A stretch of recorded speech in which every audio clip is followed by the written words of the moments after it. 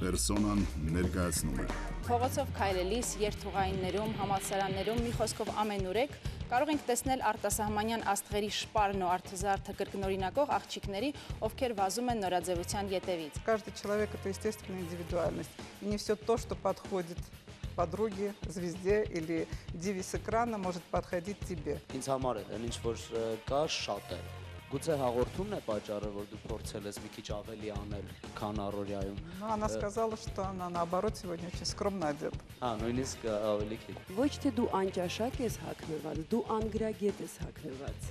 Դա մեծ տարբերություն կա, հա։ Ինքը կարծում է, որ ինքը այնքան էլ հաջող քիչ չունի եւ այդ պատճառով ինքը փորձում է ձեր ուշադրությունը շեղել։ Դա պաշտպանական մանևր է, տարբեր տեղերում գունավոր բաներ կախել, գլխարկը մի կողմի վրա թեքել։ Հենց ինքը վիրահատեց իր քիթը, իր ամբողջ խնդիրները լուծվելու են, ինքը դառնալու աշխարհամնաերջանիկ մարդ, թվացial։ Տենդենսներով տարբեր բաներ կան մեր հերոսու այսօր հագը, որը արդիական է եւ ակտուալ է, բայց չի կարելի համադրել իրար հետ։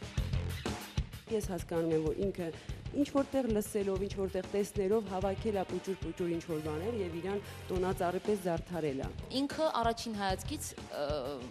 բրոսկի է, то есть եթե իրան նայում ես, ինքը միանգամից ուշադրություն է գրավում իր վրա, իսկ դա վատ չի։ Նորաձևության մեջ կա մի սկզբունք, խիստ անհատական մոտեցում յուրաքանչյուր մարդու հանդեպ։ Պերսոնա հայկական երկրորդի եթերում։